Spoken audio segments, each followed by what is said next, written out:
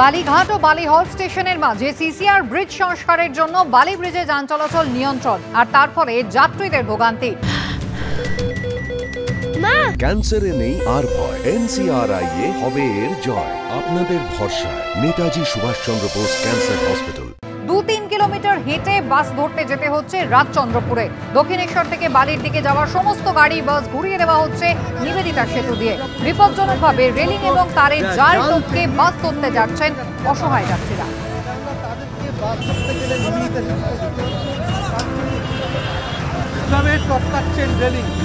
একেবারে ঝুঁকি নিয়ে মাটিতে ঘষে এইভাবে রেলিং টপকাচ্ছেন কেন? দাদা আমরা দাদা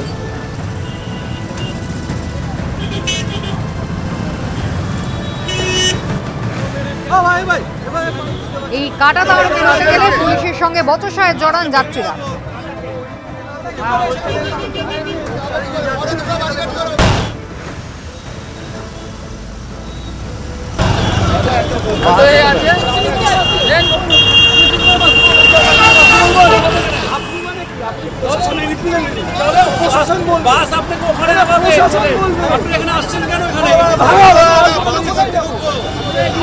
এবিপি আনন্দের খবরের জেরে বিকল্প ব্যবস্থা হলো, দেখুন।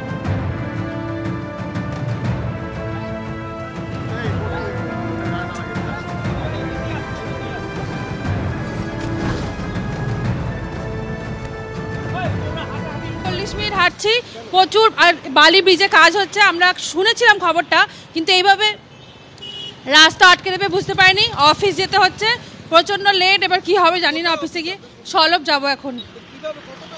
বালি খাল থেকে হাঁটা শুরু করেছি, আপাতত কোনো কিছু গাড়ি নেই, বলছে টোল ট্যাক্স যেতে, টোল ট্যাক্স পর্যন্ত যেতে হবে হেঁটে, তারপরে কিছু বাস টাস পাবো।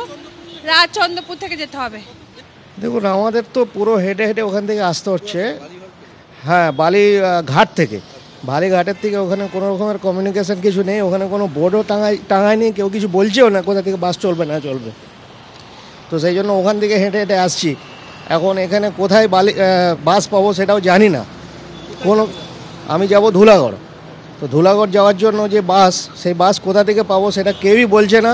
ইভেন পুলিশরাও কেউ কিছু বলছে না, কোনো নোটিশ বোর্ড নেই, কিচ্ছু নেই। তো এটা সত্যিই খুব আমাদের জন্য দুঃখজনক যে এইভাবে কাজ শুরু করা বন্ধ হোক, কিন্তু এইভাবে কাজ শুরু করা সত্যি খুব দুঃখজনক। আইনমন্ত্রী মলয় ঘটকের বাড়ি অফিসে দুষ্কৃতী হামলা, অভিযুক্তকে গ্রেফতার করলো আসানসোল দক্ষিণ থানার পুলিশ। ধৃত ভিকি কেওড়ার পরিবারের দাবি তিনি মানসিকভাবে অসুস্থ, নিজের বাড়িতেও ভাঙচুর চালাচ্ছেন। মনোজ বন্দ্যোপাধ্যায় আমাদের প্রতিনিধি রয়েছেন টেলিফোন লাইনে। মনোজ, পুলিশ সূত্রে কি খবর? দেখো, পুলিশ সূত্রে যেটা জানা যাচ্ছে, যে বিস্তারিতভাবে গতকাল আসানসোল দুর্গাপুর কমিশনারেটের পুলিশ আধিকারিকরা তাকে জেরা করে এবং তার থেকে যে তথ্য পাওয়া যায় যে প্রাথমিকভাবে মনে করা হচ্ছে যে তার বাবার মৃত্যুর যে ডেথ সার্টিফিকেট, সেটার জন্য তাকে অনেকবার করে ঘুরতে হয়েছিল, কিন্তু তার জন্য সে স্থানীয় পুরসভায় যাবে। মন্ত্রীর বাড়িতে কেন হামলা চালালো এই নিয়ে আরো বিস্তারিত জিজ্ঞাসাবাদের প্রয়োজন। সে কারণে আজকে তাকে আসানসোল আদালতে তুলে তাকে নিজেদের হেফাজতে নিতে চাইছে আসানসোল দক্ষিণ থানার পুলিশ। ইতিমধ্যেই আসানসোল দক্ষিণ থানায় যে আফকার গার্ডেন অভিজাত এলাকা, যেখানে মন্ত্রী মলয় ঘটকের বাড়ি, সেই বাড়িতে যে নিরাপত্তা রক্ষীরা ছিলেন, একজন অফিসার এবং 4 জন কনস্টেবল, সেই 4 জন কনস্টেবলকে সেখান থেকে সেই দায়িত্ব থেকে সরিয়ে দেওয়া হয়েছে। তাদের জায়গায় নতুন 4 জন কনস্টেবলকে সেখানে কাজে নিযুক্ত করা হয়েছে, এমনটাই পুলিশ সূত্রে জানা যাচ্ছে।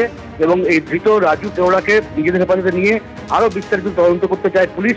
কেন, কি কারণে, শুধুমাত্র ব্যক্তিগত আক্রোশ নাকি এর পেছনে কারো ইন্ধন রয়েছে এই মন্ত্রীর বাড়িতে ঢুকে হামলা চালানোর? ধন্যবাদ।